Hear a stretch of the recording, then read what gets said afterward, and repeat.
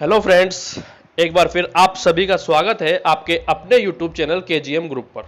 दोस्तों, आज के इस वीडियो में हम बात करने वाले हैं इस्माइल प्रोजेक्ट के पेपर नंबर 9 और 10 के बारे में। तो चलिए वीडियो स्टार्ट करने से पहले अगर आपने अभी तक हमारे चैनल को सब्सक्राइब नहीं किया है तो प्लीज़ चैनल को जरूर सब्सक्राइब करें ताकि इसी तरह के लेटेस्ट वीडियो आप लोगों तक पहुंचते रहें। तो आज का पहला क्वेश्चन हम स्टार्ट करते हैं।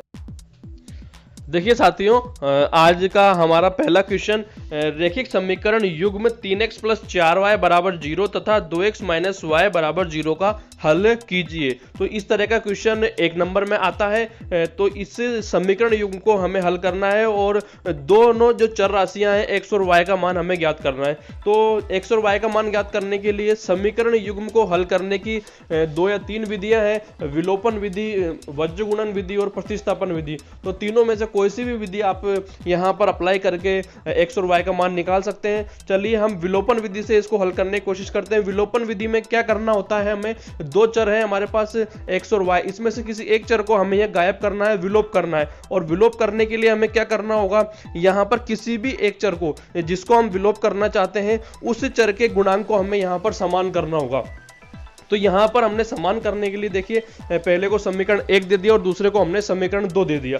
अब जो हम यहां पर x का गुणांक समान करना चाहते हैं, आप चाहो तो y का गुणांक भी समान कर सकते हो। यहां पर हम पहले देखते हैं कि x का गुणांक हमें किस तरह से समान करना है। तो यहां पर जो x है उसका गुणांक पहले समीकरण में 3 है और दूसरे समीकरण में x गुणांक 2 है। तो यहां पर हमने गुणांक को समान करने के लिए पहले समीकरण को 2 से गुणा कर दिया और दूसरे समीकरण को 3 से गुणा कर दिया। तो गुणा करने के बाद में आप देख सकते हो दोनों समीकरणों में जो चर x है उसका गुणांक समान हो चुका है 6।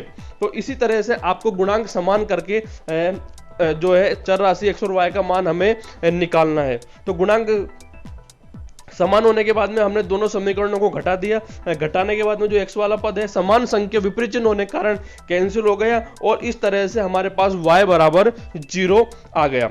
फिर y बराबर जो 0 है चर का जो मान हमारे पास आया है, इसको आप किसी भी समीकरण में रखें, चाहे तो समीकरण 1 में रख सकते हैं या समीकरण 2 में रख सकते हैं और उसके संगत x जो चर राशि उसका मान निकाल सकते हैं। तो यहाँ पर मैंने y का मान जो है समीकरण 2 में रख दिया। आप चाहो तो समीकरण 1 में भी रख सकते हो और रख करके आपको हल करना है। तो यहाँ पर हमारे पास आ गया x बराबर 0।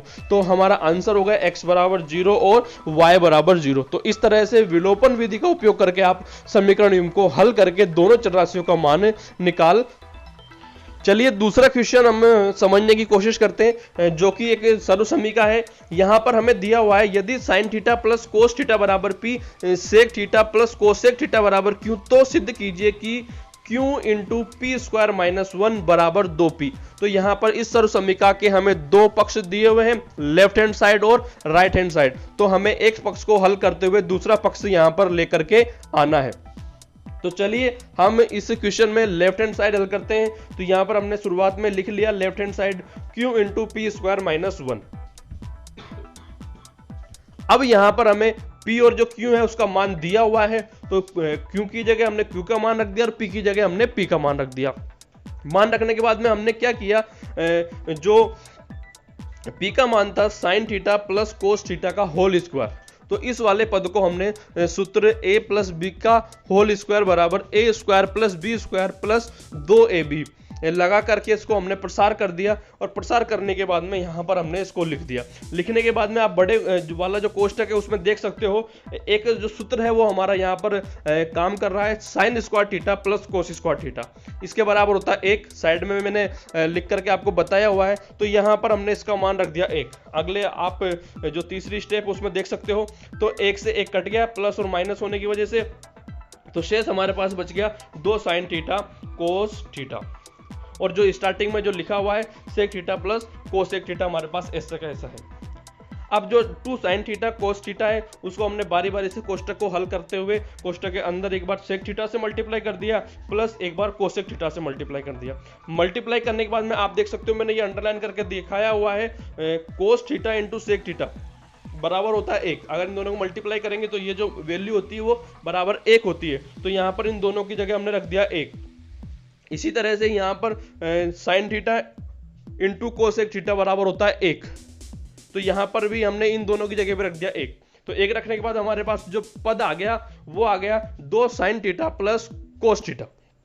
यहां पर दोनों पदों में से दो कॉमन हमने ले लिया, दो कॉमन आ रहा है, तो दो कॉमन लेने के बाद हमारे पास बच गया दो sign theta plus cos theta. और आप अगर क्वेश्चन के शुरुआत में देखोगे कि साइन थीटा प्लस जो कोस थीटा है उसकी वैल्यू जो है पी है, तो यहां पर हमने रख दिया sign theta plus cos theta बराबर पी, और हमारे पास आ गया 2p, और वही बराबर RHS लिख दिया। तो ये हमारा जो सर्वसमीका है सिद्ध हो चुकी है। तो इस तरह से हमें ये सर्वसमीका सिद्ध करनी है। चलिए एक क्वेश्चन और देखते हैं हम।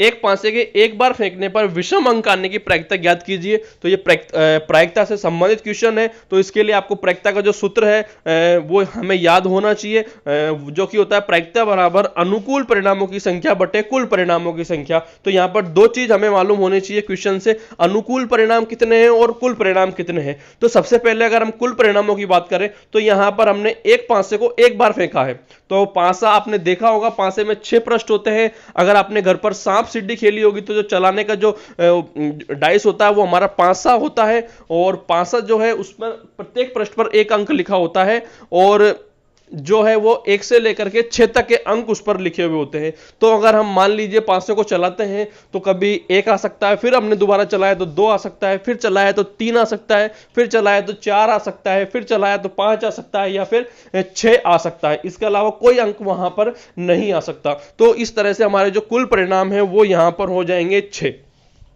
अब हम बात करते हैं विषम अंक आने के कुल परिणाम। यहां पर जो अनुकूल परिणाम होते हैं, क्या होते हैं अनुकूल परिणाम, जो हमसे क्वेश्चन में पूछा गया वही हमारे अनुकूल परिणाम होते हैं।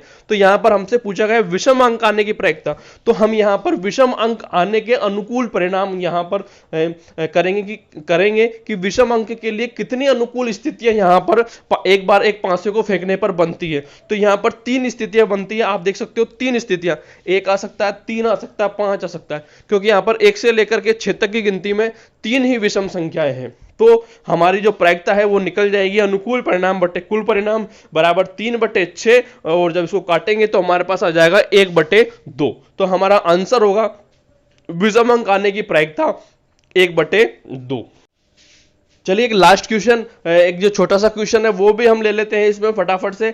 5 सेमी त्रिज्या वाले वृत्त के केंद्र से 9 सेमी दूर बाह्य बिंदु से वृत्त पर कितनी स्पर्श रेखाएं खींची जा सकती है। तो इस तरह का क्वेश्चन आपको 1 नंबर में मिल सकता है। यहां पर हमसे बात की गई है कि कोई वृत्त है और वृत्त की कोई त्रिज्या हमें दी हुई है, तो यहां पर हमें त्रिज्या जो दी हुई है उससे कंफ्यूज नहीं होना है। अगर बात की जाए वृत्त है और वृत्त के बाहर कोई अगर बिंदु है, उससे वृत्त पर कितनी स्पर्श रेखाएं खींची जा सकती है, तो आपका हमेशा आंसर 2 ही होना चाहिए। क्योंकि अगर कोई बाहर बिंदु है, जैसा कि आप डायग्राम देख सकते हो, बाहर कोई बिंदु हमने लिया P, तो इस बाहर वाले बिंदु से वृत्त पर अगर हमें स्पर्श रेखाएं खींचने के लिए बोला जाए तो हम 2 स्पर्श रेखाएं खींच सकते हैं। तो यहां पर हमारा आंसर होगा 2 स्पर्श रेखाएं।